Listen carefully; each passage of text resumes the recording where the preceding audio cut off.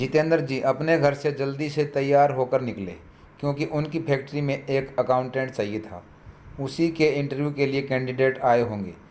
Office पहुंचकर एक एक करके कई लोगों का इंटरव्यू लिया, लेकिन कोई भी उनको पसंद नहीं आ रहा था जिसको वह अपने ऑफिस में रख सके।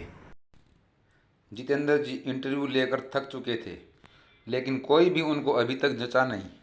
उन्होंने अपने प्यून से कह दिया कि अब आज के लिए रहने दो, अब कल इंटरव्यू लेंगे। उनका प्यून बोला, सर अब सिर्फ एक ही कैंडिडेट बचा है, वह भी लड़की है, उसको भी निपटा ही देते हैं। उन्होंने उस लड़की को केबिन में आने के लिए बोला। जैसे ही लड़की केबिन में प्रवेश की, जितेंद्र जी ने लड़की को देखकर कहा, अरे किरण तुम? लड़की ने कहा, नहीं सर, मेरा नाम तो रागिनी है। जितेंद्र जी ने उस लड़की को सॉरी बोला और कहा, बिल्कुल तुम्हारे जैसी एक लड़की है जिसका नाम किरण है। रागिनी ने मन ही मन सोचा कि मेरी माँ का नाम भी किरण है, और लोग हम दोनों जब एक साथ चलते हैं तो लोग कहते हैं कि हम दोनों माँ बेटी नहीं बल्कि ट्विन सिस्टर हैं। कहीं यह मेरी माँ की बात तो नहीं कर रहे? लेकिन रागिनी चुप रही। इंटरव्यू लेने के बाद जितेंद्र जी को रागिनी पसंद आ गई थी और उसे नौकरी पर रख लिया। उन्होंने रागिनी से जाते हुए कहा, चलो अंत भला तो सब भला, तुम मंडे से ऑफिस ज्वाइन कर सकती हो। रागिनी के जाते ही जितेंद्र जी 25 साल पीछे लौट गए। दिल्ली यूनिवर्सिटी के हिंदू कॉलेज में पहली बार कक्षा में किरण को देखने के बाद बस देखते ही रह गए थे। उनके मन को क्या हुआ ये स्वयं नहीं समझ पाए। गुलाब सा खिला मासूम सौंदर्य, उस पर भी जब नाम किरण सुन तो मन अनजाने अनचाहे किसी डोर से बंधने सा लगा। तब जितेंद्र जी ने इसे महज प्रमाद समझा और झटका देकर इस विचार को निकाल फेंकना चाहा, लेकिन वह अपनी इस कोशिश में नाकामयाब रहे। कक्षा में किरण को देखकर दर्शन मात्र से जैसे उन्हें ऊर्जा मिलती। किरण जब भी कक्षा में न होती तो उन्हें एक प्रकार की बेचैनी घेर लेती। उस दिन वे सिरदर्द का बहाना बनाकर कक्षा छोड़ देते। वे नहीं जानते थे कि जो अनुभव वह कर रहे हैं, क्या किरण भी वही अनुभव करती है। वह किरण के बारे में और बहुत कुछ जानना चाहते थे, पर किससे जाने? क्या उससे बात करना सही रहेगा? दिमाग कहता अभी नहीं, और वे वक्त का इंतज़ार करने लगे।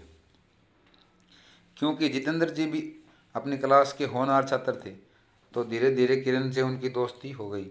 सेकेंड ईयर में जाने के बाद किरण और जितेंद्र जी की का रिश्ता दोस्ती से कुछ और ज़्यादा हो गया था, लेकिन अभी प्यार से कम था। लगता तो था कि दोनों एक दूसरे से प्यार करते हैं, लेकिन किसी ने इजहार करने की हिम्मत नहीं दिखाई। जितेंद्र जी नोट कर रहे थे कि सामने आते ही किरण के गाल लाज से आरक्त हो उठते हैं, आंखें झुक जाती। इसका अर्थ वह क्या लगाएं, समझ ही नहीं पा रहे थे। क्या किरण भी उन्हीं की तरह सोचती है? रह रहकर यह सवाल उनके मन में उठता है। एक दिन जितेंद्र जी कैंटीन में बैठ किरण का इंतज़ार कर रहे थे। तभी किरण आ गई और सामने के चेयर पर बैठ गई। अपने बैग में से एक किताब निकालकर जितेंद्र को देते हुए बोली, लो जितेंद्र, यह किताब मैंने पूरी पढ़ ली है। जैसे ही उन्होंने किताब लेकर सामने मेज पर रखी कि सर्द हवा के झोंके से किताब के पन्ने फड़फड़ाने लगे और उनके बीच से एक ताज़ा गुलाब का फूल नीचे आ गिरा। एकाएक कर उस गुलाब की पंखुड़ियाँ कुर्सी के नीचे बिखर गई।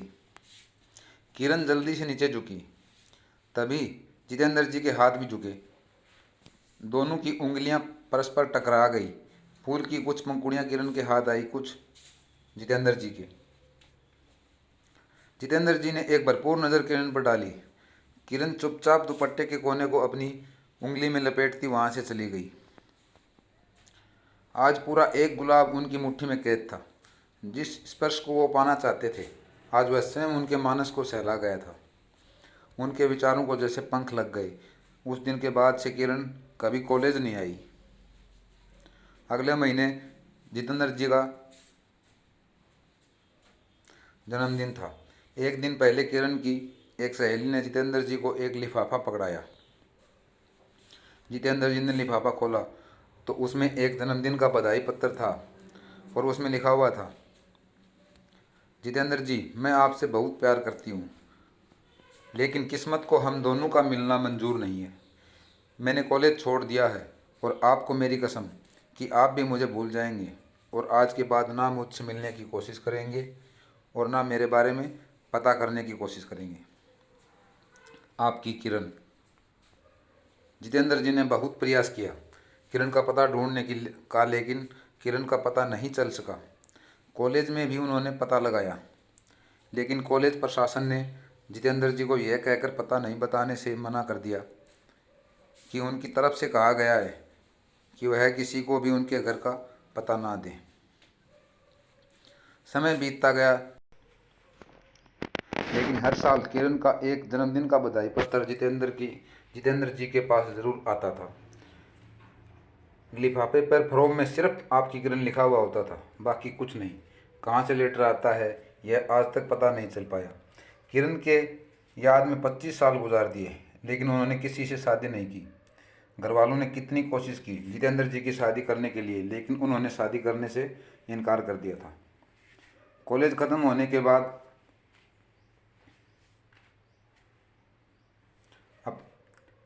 होने के बाद अपना फैमिली बिजनेस ज्वाइन कर लिए थे। शाम के 7 बजने को आए थे। पियून बाहर इंतज़ार कर रहा था कि अब साहब निकलें तो वह भी ऑफिस बंद कर घर को जाए। रोज़ाना तो 6 बजे जितेंद्र जी घर चले जाते थे, लेकिन आज 7 बज गई। पियून ने केबिन का बेल बजाया। उन्होंने देखा कि 7 बज गए हैं। जल्दी से घर के लिए निकल गए। उधर इंटरव्यू देकर रागिनी अपने घर जा रही थी। पूरे रास्ते यही सोचती रही कि आखिर सर ने मुझे देखकर माँ का नाम क्यों लिया।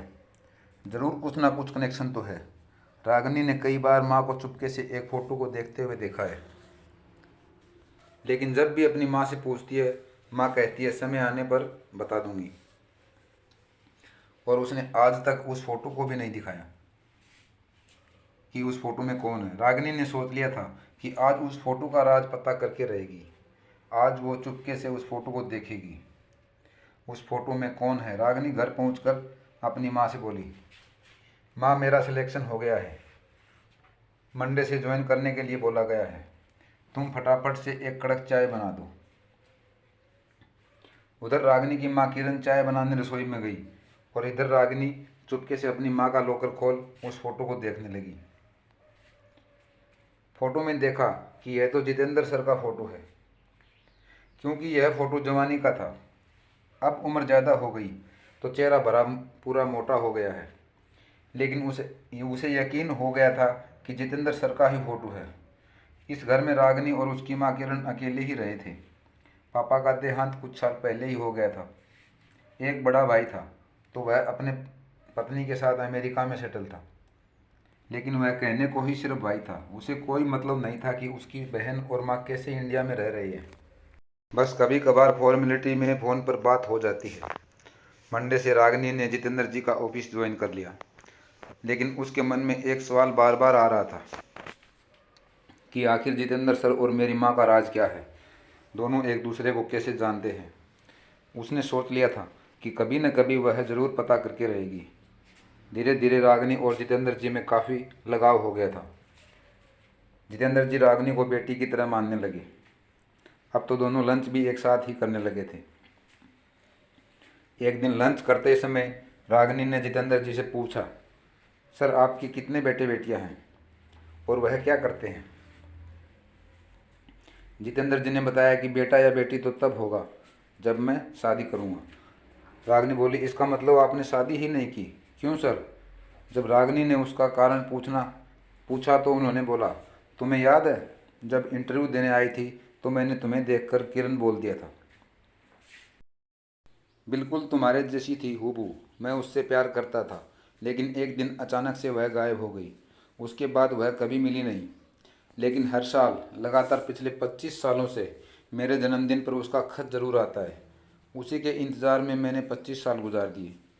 रागिनी अब सब कुछ समझ गई थी। उसकी माँ और जितेंद्र सर दोनों एक दूसरे से प्यार करते थे, लेकिन उसके मन में अब एक सवाल यह था कि जब मम्मी जितेंद्र सर से प्यार करती है तो फिर शादी क्यों नहीं की। रागिनी ने मजाक मजाक में जितेंद्र जी से बोला, सर क्या किरण जी आपको अभी मिल जाएंगी तो क्या आप उनसे शादी करने के लिए तैयार हैं। जितेंद्र जी रागिनी से बोले, रागिनी तुम भी अच्छा मजाक कर लेती हो। अब क्या हमारी शादी करने की उम्र है। तुम्हें क्या लगता है कि किरण भी मेरी तरह अविवाहित होगी? उसने अपना घर बसा लिया होगा। उस दिन के बाद से ही रागिनी ने सोच लिया था कि वह अपनी माँ और जितेंद्र जी का मिलन जरूर कराएगी, क्योंकि उसे पता था कि भाई तो माँ की देखभाल करने से रहा। उसकी भी कुछ सालों में शादी हो जाएगी, माँ फिर अकेली हो जाएगी। जब सर और माँ एक दूसरे से प्यार करते हैं तो एक दूसरे से शादी करने में कोई बुराई नहीं। लेकिन वह यह सब कैसे करेगी, उसे कुछ समझ नहीं आ रहा था। उसने सोचा, पहले एक दिन अपनी माँ और सर का आमना सामना कराती हूँ, उसके बाद देखती हूँ इन दोनों का क्या रिएक्शन होता है। एक दिन संडे को रागिनी ने जितेंद्र जी को अपने घर लंच के लिए निमंत्रित किया। ठीक 1 बजे जितेंद्र जी रागिनी के दरवाजे पर पहुंच चुके थे। दरवाजे पर पहुंचकर कॉल बेल बजाई। फौरन दरवाज़ा खुल गया। दरवाज़ा खोलने वाला कोई और नहीं, रागिनी की माँ किरण थी। क्योंकि रागिनी जानती थी कि अभी सर ही आए होंगे, जानबूझकर अपनी माँ को दरवाज़ा खोलने के लिए भेजा। जितेंद्र जी किरण को देखते ही उनके मुंह से निकला, किरण तुम यहाँ कैसे? किरण जी ने भी यही सवाल जितेंद्र जी से पूछा, पहले तुम बताओ, तुम यहाँ कैसे? किरण जी ने बताया, यह मेरा ही घर है। जितेंद्र जी ने कहा, तो क्या रागिनी तुम्हारी बेटी है? इतने में रागिनी वहाँ आ चुकी थी। रागिनी उन दोनों का परिचय जैसे ही कराना चाहिए, जितेंद्र जी बोले, रागिनी तुम्हें अब परिचय कराने की ज़रूरत नहीं है। हम दोनों एक दूसरे को तुम्हारे जन्म के पहले से जानते हैं। लंच करने के बाद रागिनी अपनी माँ और जितेंद्र जी को अकेला छोड़ अपनी सहेली के पास चली गई। यह बोलकर, आप लोग दोनों बैठकर बातें करो, मैं 1 घंटे तक आती हूँ। रागिनी के जाते ही किरण जी ने जितेंद्र जी से पूछा, और बताओ कैसे हो, बीवी बच्चे कैसे हैं? जितेंद्र जी ने कहा, जब शादी होगी तब तो बीवी बच्चे होंगे ना। मैंने तो तुम्हारे उस खत से ही शादी कर ली, बस हर साल इंतज़ार करता हूँ कि कब तुम्हारा खत आए। जितेंद्र जी ने किरण से पूछा, तुम कहाँ चली गई थी और तुमने मुझसे मिलना क्यों छोड़ दिया? मुझे आज सब कुछ जानना है। किरण जी ने जितेंद्र जी को बताया कि उसकी बड़ी बहन को कैंसर हो गया था और वह एक बेटे को छोड़कर स्वर्ग सिधार गई। दीदी के बेटे की देखभाल सही से हो जाए। मेरे घर वालों ने मेरे जीजाजी से मेरी शादी तय कर दी और यह शादी इतनी जल्दीबाजी में हुई, मैं कुछ सोच नहीं पाई। उसके बाद मैं नहीं चाहती थी कि हम दोनों एक दूसरे से मिलें, क्योंकि इसमें हम दोनों को दर्द के सिवा कुछ नहीं मिलता। क्योंकि मेरी शादी हो चुकी थी, रागिनी के पापा की भी मृत्यु के बाद से हम माँ बेटी भी अकेले इस घर में रह गए। मेरी दीदी का बेटा बड़ा होकर अमेरिका में सेटल हो गया। एक दूसरे से बात करते करते कब 1 घंटा बीत गया पता भी नहीं चला। कुछ देर में रागिनी अपने सहेली से मिलकर वापस आ भी गई। सहेली से मिलने जाना तो उसका सिर्फ बहाना था। वह अपनी माँ और जितेंद्र सर को एक दूसरे से मिलने का वक्त देना चाहती थी। रागिनी के आने के बाद जितेंद्र जी ने रागिनी से कहा, जो बात तब न कह सका अब कहना चाहता हूँ, पहले ही काफ़ी देर हो चुकी है। किरण, क्या यह सफ़र एक खूबसूरत मोड़ लेकर आगे नहीं बढ़ सकता?